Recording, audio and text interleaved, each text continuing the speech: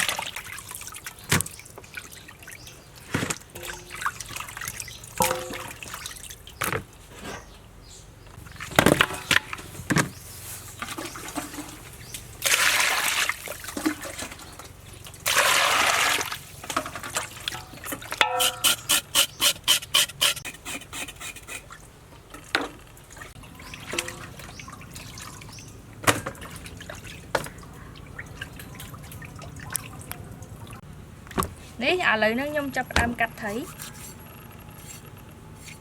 អូយបងត្រីឡើងល្អខ្លាំងមែនតើហ្មងណា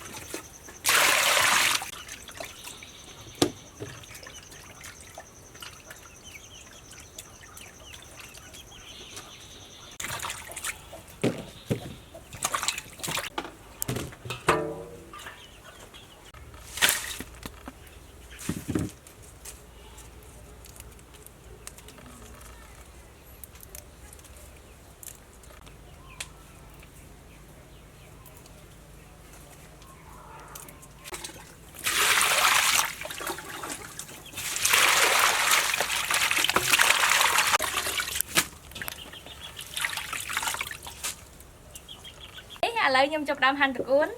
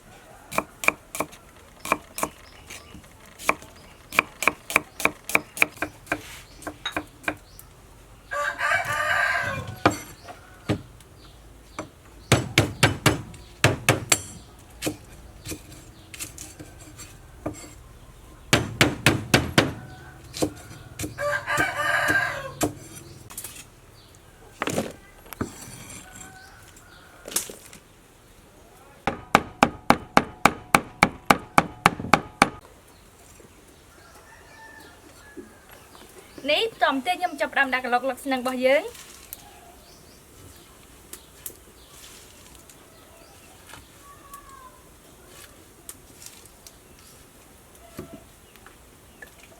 ចាក់ទឹកចូលបន្តិច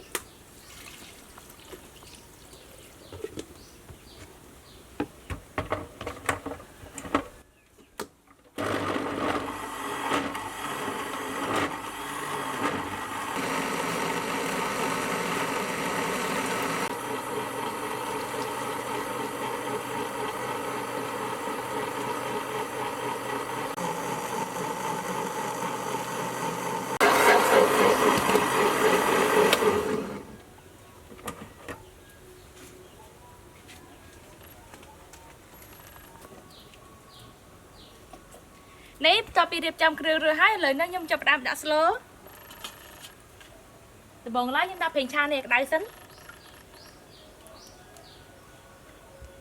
នេះឥឡូវនឹងប្រេងរបស់យើងក្តៅហើយខ្ញុំចាប់ផ្ដើមដាក់លីងគ្រឿងរបស់យើង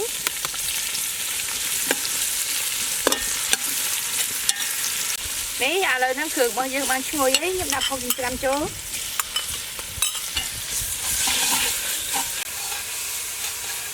នេះបន្តមកទៀតខ្ញុំដាក់ស្ករក្រហមចូល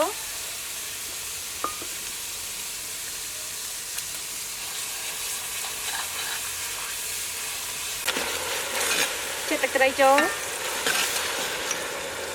ម្សៅស៊ុបអំបិលនេះបន្តមកទៀតខ្ញុំដាក់ត្រីចូលអូយក្លិនវាឡើងឈ្ងុយមកហ្មងណានេះបន្តទៀតខ្ញុំចាក់លឹកស្នឹងចូលថែមទឹកតិច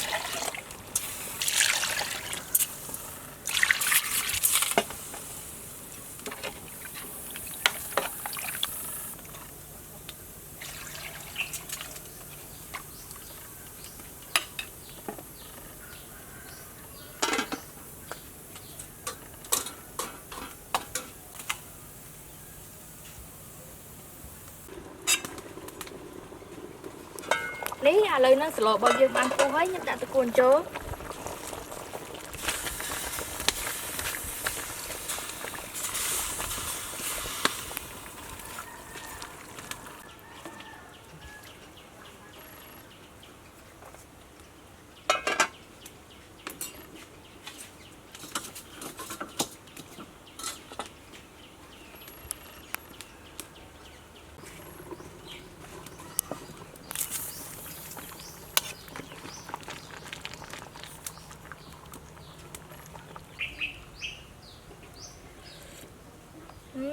ស្លយើងល្មមឆ្ងាញ់ហើយនេះឥឡូវនេះខ្ញុំចាប់ផ្ដើមដួសយកទៅញ៉ាំអូយឡើងឈ្ងុយខ្លាំងមែនតើហ្មងណា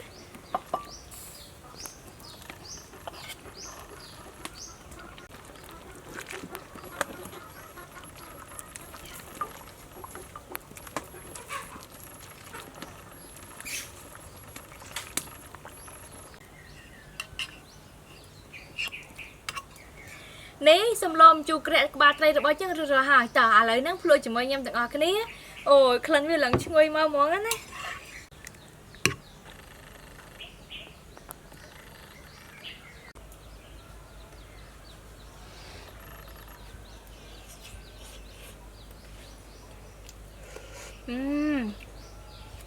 ឆ្ងាញ់ខ្លាំងមែនតើ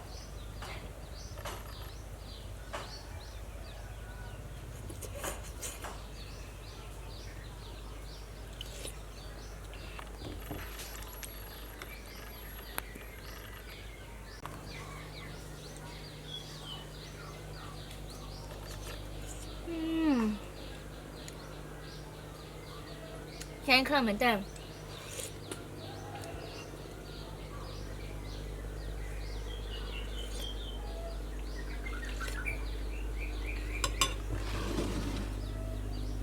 អរគុណអ្នកទាំងអស់គ្នាចំពោះការតាមដានទស្សនាវីដេអូរបស់ខ្ញុំបាយបាយ